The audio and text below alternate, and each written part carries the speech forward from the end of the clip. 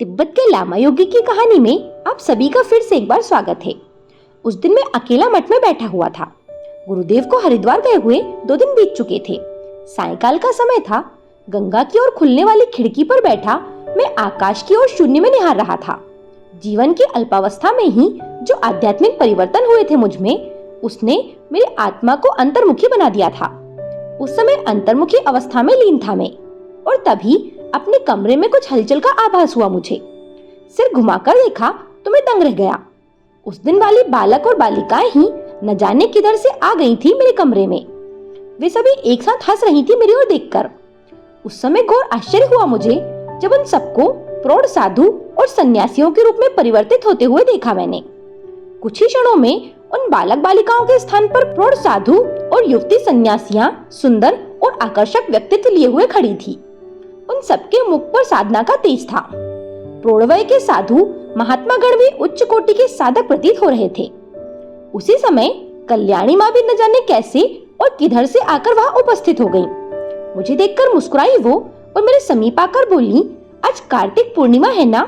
फिर हाथ से महात्माओं और सन्यासिनियों की ओर संकेत करते हुए उन्होंने कहा, ये सब लोग इस पर्व पर स्नान करने आए हैं काशी में। गंगा स्नान करेंगे सभी। सांझ की स्याह धीरे धीरे रात्रि के अंधकार में परिवर्तित होने लगी थी। पूरब के क्षितिज पर कार्तिक पूर्णिमा का शुभ्र धवल चांद निकल आया था, जिसकी चांदनी गंगा के निर्मल जल में झिलमिलाने लगी थी। मैंने कल्याणी माँ से धीरे से पूछा, इन साधक साधिकाओं का यहाँ कैसे आना हुआ? कल्याणी माँ बोली, जिस सिद्धाश्रम से मैं संबंधित हूँ, वैसे 3 सिद्धाश्रम और हैं हिमालय के गोपनीय स्थानों पर। उन्हीं सिद्धाश्रमों से ये साधक साधिकाएं आई हैं आकाश मार्ग से। 2-1 बार ये लोग बालक बालिकाओं के रूप में पहले भी आ चुके हैं। मैंने कहा, इसका क्या अभिप्राय है? मेरी समझ में आपकी बात नहीं आई। अभिप्राय क्या, सीधी सी बात है। स्वामी जी उन सभी आश्रमों से संबंधित हैं, इसीलिए वहाँ के साधक साधिकाएं यहाँ आती हैं। स्वामी जी भी स्वयं आकाश मार्ग से कभी कभी जाते हैं उन आश्रमों में। ये सुनकर मुझे घोर आश्चर्य हुआ। कल्याणी माँ ने आगे कहा, सबसे बड़ी बात तो ये है कि विश्व ब्रह्मांड में काशी का आध्यात्मिक महत्व है। विशेष पर्व पर किसी न किसी रूप में सिद्ध साधकों की मंडली काशी में गंगा स्नान के निमित्त आती ही रहती है। रात्रि में गंगा स्नान कर सभी साधक साधिकाएं लुप्त हो गईं। अब मठ में रह गया मैं और रह गई थी कल्याणी माँ। उनको स्वामी जी के आने तक रुकना था। वैसे तो गुरु जी 3-4 दिनों में आने का कहकर चले गए थे, लेकिन कल्याणी माँ ने बताया कि उन्हें आने में काफी देर लगेगी। संभवतः मकर संक्रांति के पूर्व वे न आ सकेंगे। तब तक तो आपको मठ में ही रहना होगा। मैंने उनसे पूछा। हाँ, में सिर हिला दिया कल्याणी माँ ने। सौभाग्यशाली हूँ मैं, आप जैसी सिद्ध साधिका से सत्संग का लाभ होगा मुझे। किसी जन्म का पुण्य उदय हुआ है, तभी तो अवसर प्राप्त हुआ है आपके सानिध्य का। मेरी बात सुनकर कल्याणी माँ मुस्कुराई, फिर बोली, सब कुछ पूर्व नियोजित होता है, इसमें कोई संदेह नहीं।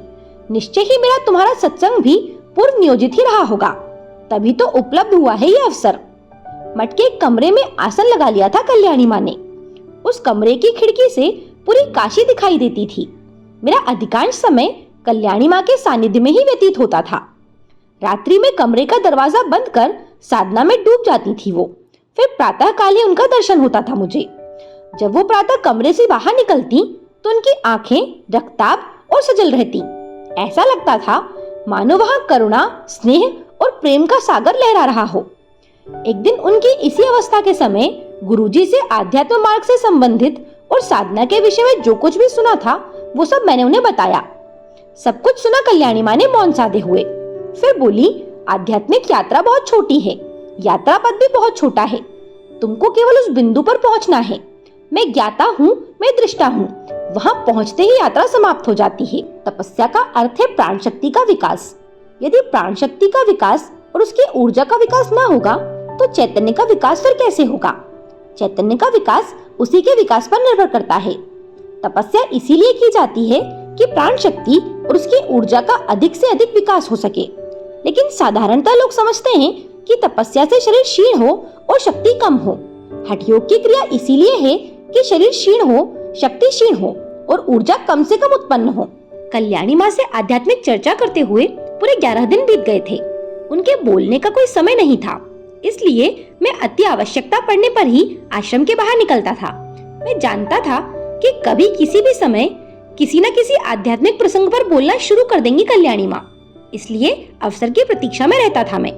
24 घंटे में सायकाल के पश्चात 2 केले खाकर 1 पाव गाय का दूध पीती थी केवल कल्याणी माँ, और उसके पश्चात अपने कमरे का दरवाजा भीतर से बंद कर लेती थी, जो कि फिर सुबह दूसरे दिन ही खुलता था। वे पूरी रात क्या करती थी, सोती थी या फिर साधना करती थी, ये मुझे ज्ञात नहीं हुआ, लेकिन प्रातः दरवाजा जब खुलता था, जब उनका दर्शन होता था, उस समय उनका मुखमंडल प्रातःकालीन खिले हुए कमल के उस फूल जैसा प्रतीत होता था, जिसकी पंखुड़ियों पर ओस के कण बिखरे हुए हैं, जिसे देखकर तन को, मन को और आत्मा को अनिवर्चनीय शांति उपलब्ध होती थी। उस दिन भी सदैव की तरह केला खाकर और दूध पीकर अपने कमरे का दरवाजा भीतर से बंद कर लिया था कल्याणी माँ ने। मैंने भी भोजन किया और फिर थोड़ा विश्राम किया। विश्राम के पश्चात चिंतन और मनन करता था मैं, और उसके पश्चात साधना में रत हो जाता था। साधना में ही लीन था मैं उस समय। अनाहत चक्र के बिंदु पर मन को एकाग्र करने का अभ्यास चल रहा था मेरा। उस रात एकाएक बिना किसी विघ्न के अपने आप मन स्थिर हो गया अनाहत चक्र पर।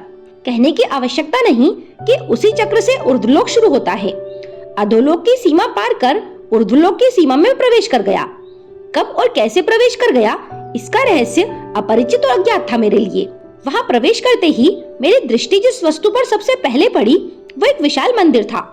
मंदिर बड़ा ही भव्य और आकर्षक था। मंदिर के भीतर सामने प्रांगण था, जिसके 3 ओर ऊंचे ऊंचे खंबे और सामने गर्भगृह था। उस गर्भगृह में महाकाली की काले रंग के संगमरमर के पत्थर की आदमकद मूर्ति एक ऊंची वेदी पर स्थापित थी।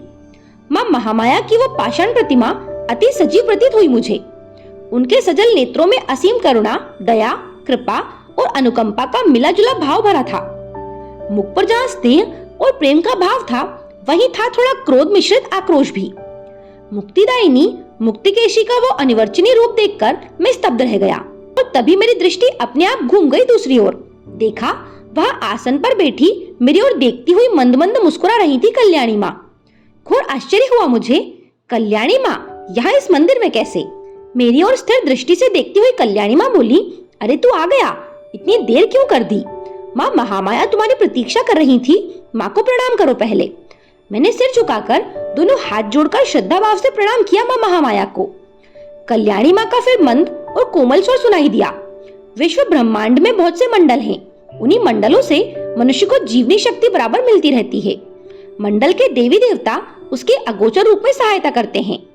तुमको जिस मंडल से जीवनी शक्ति यानी प्राण शक्ति प्राप्त होती है, वो है महाकाल मंडल, और महाकाल मंडल की अधिष्ठात्री देवी है महाकाली, जिनके सामने अभी तुम खड़े हो। यही तुम्हारी इष्ट देवी है। इनको कभी विस्मृत मत करना, सदैव स्मरण रखना।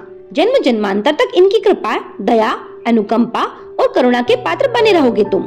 सिर उठाकर उस महाशक्ति के सजल नेत्रों की ओर देखा मैंने, जहाँ करुणा का अथाह सागर लहरा रहा था। फिर मुझसे रहा न गया। मामा कहते हुए मैं महामाया के चरणों में गिर पड़ा, और तभी अनाहत चक्र बिंदु से मेरे मन का संबंध टूट गया न जाने कैसे।